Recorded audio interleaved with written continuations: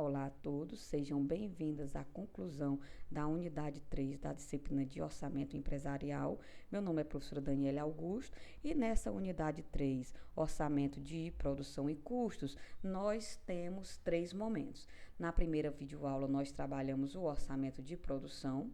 Na segunda videoaula, nós entramos no mérito do orçamento de custos, onde nesse orçamento de custos nós temos os custos das matérias-primas, da mão de obra direta e dos custos indiretos de fabricação.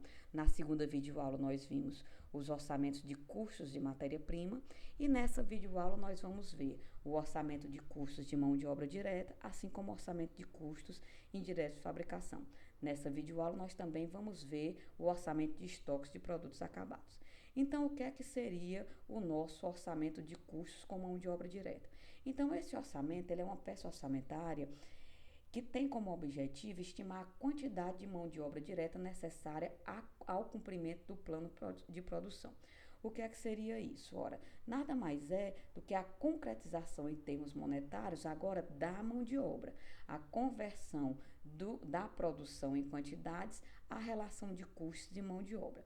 Diferente do orçamento de matérias-primas, onde a gente já passa direto para os elementos necessários a fazer o orçamento, nesse orçamento de custos de mão de obra, a empresa, antes de começar a elaborar essa peça, ela tem que ter em mente 3 elementos gerenciais relacionados a custo de mão de obra, como, por exemplo, a definição da política de pessoal, os programas de recrutamento e treinamento e a possibilidade da empresa trabalhar com a racionalização de mão de obra nos processos produtivos. Então, o que é que seria essa definição de políticas de pessoal? Essa definição nada mais é do que o entendimento que a empresa tem sobre as suas políticas de pessoal. Se a empresa tem uma rotatividade muito grande de funcionários, se a empresa trabalha por turnos, se a empresa trabalha como pessoal terceirizado, então todos esses elementos devem ser levantados nessa parte de política de pessoal. Inclusive, se a empresa tem um programa de recrutamento e treinamento voltados para a produção. Se esse existe, não entraria como orçamento de custos indiretos, mas sim como orçamento de custo de mão de obra, se esse programa de treinamento for exclusivo para o pessoal de mão de obra. Além, é claro, da ideia da empresa trabalhar com a racionalização de mão de obra. Então, a empresa tem um processo fabril no qual 80% da sua mão de obra é racionalizada, ou seja, ela tem uma otimização, então isso deve ser também levado em consideração no momento de fazer o orçamento da mão de obra direta. Então vamos lá para a peça orçamentária propriamente dita.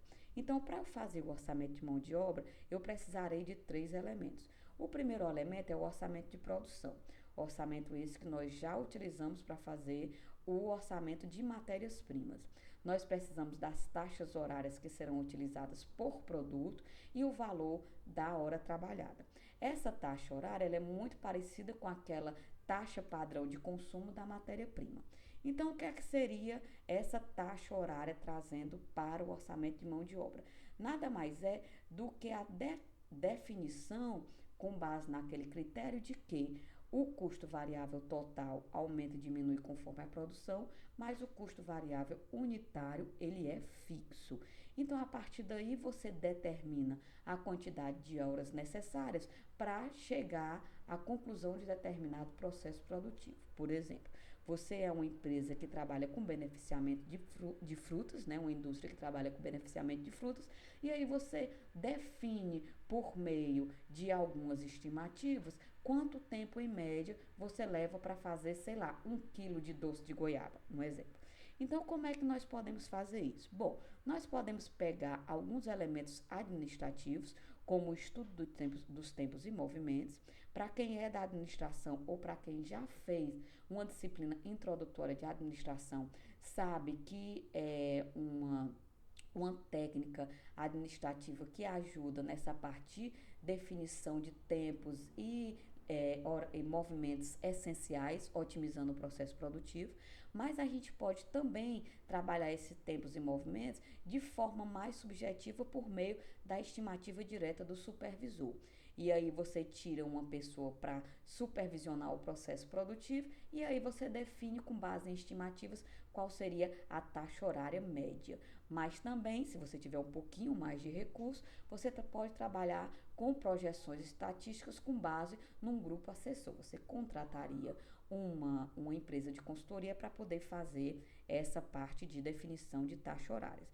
E a partir dessas definições de taxa horária, você valoriza em termos monetários essa taxa horária, ou seja, quanto é que efetivamente você vai pagar de custos de pessoal com relação à quantidade específica de produção. Lembrando que nessa valoração entra, além dos encargos sociais relacionados à mão de obra, os encargos sociais também patronais que porventura a empresa venha a se onerar. Então, pessoal, essa parte de mão de obra a gente consegue aprender melhor fazendo o exercício.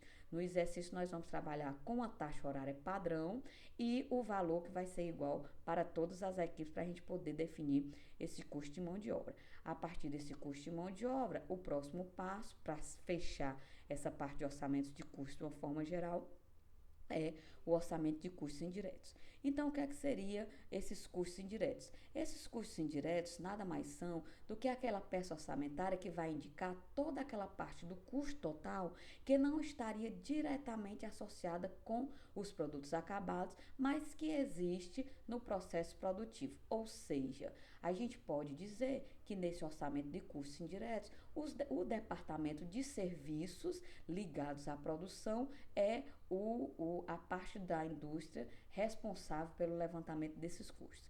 A gente sabe que o departamento de serviço, ele trabalha com aqueles serviços auxiliares, tanto ao próprio departamento de produção, quanto a outros departamentos de serviço, como, por exemplo, nós podemos colocar a administração geral da fábrica como sendo uma atividade do departamento de serviço, a parte de reparo e manutenção, tanto da parte fabril quanto da parte administrativa, e um exemplo clássico aqui, energia elétrica. Então, pessoal, fazendo esse levantamento dos custos indiretos, nós vamos concluir essa parte do orçamento de custos para entrar no complemento, na finalização dessa terceira unidade, que seria justamente o orçamento de estoques. No orçamento de estoques, nós vamos trabalhar com sistemas de custeamento e, finalmente, com o estoque de produtos acabados. Para o desenvolvimento dessa unidade, nós vamos trabalhar com o sistema de custeio por absorção, mas vocês sabem que existem outros métodos de custeio, como, por exemplo, o custeio direto, como, por exemplo, o custeio baseado em atividades, que seria o custeio ABC, mas para essa disciplina especial, nós vamos trabalhar o custeio por absorção, eu vou já explicar como é. O orçamento de produtos, de estoque de produtos acabados, é o fechamento dessa unidade de orçamento de custos. Então, o que é que seria o custeio por absorção ou custeio integral? Nada mais é do que aquele método de cálculo que consiste na apropriação de todos os custos usados durante a produção, sejam eles custos diretos ou custos indiretos, custos variáveis ou custos fixos. No momento que ele engloba todos esses custos totais, é necessário que a gente trabalhe um determinado critério de rateio para a apropriação desses custos indiretos. Por que é que eu tenho que trabalhar com o rateio? Porque os custos diretos e variáveis a gente já alocou na própria elaboração dos seus respectivos custos. No caso, mão de obra direta e matérias-primas. Os custos indiretos de fabricação, a gente trabalha o critério de rateio, que a gente vai desenvolver melhor em sala de aula, mas no nosso exemplo, o rateio vai ser a quantidade de mão de obra direta em cada um dos produtos. E por que é que nós escolhemos o custeio por absorção? Porque é o critério legal exigido no Brasil com base na legislação. E aí, para fechar essa parte, após a conclusão dos custos, da apropriação de todos os custos, a gente vai para o orçamento de produtos acabados, onde nada mais iremos fazer do que as famosas fichas de estoque pelo método PEPS ou pela média ponderada móvel. Esses elementos nós já vimos na videoaula de matérias-primas, só que agora nós estamos trabalhando com produtos acabados. Né? A ideia do PEPS é a primeira a entrar é a primeira que sai, e aí a gente desenvolve com base nessa mecânica, ou a média ponderada móvel, que é aquela em que o estoque é calculado toda vida que é adquirido uma nova mercadoria, no caso aqui, um novo produto. Bom, pessoal, então com isso nós concluímos essa videoaula. Espero que a gente consiga agilizar todo esse nosso processo. Na próxima aula, nós concluímos o exercício e até a próxima.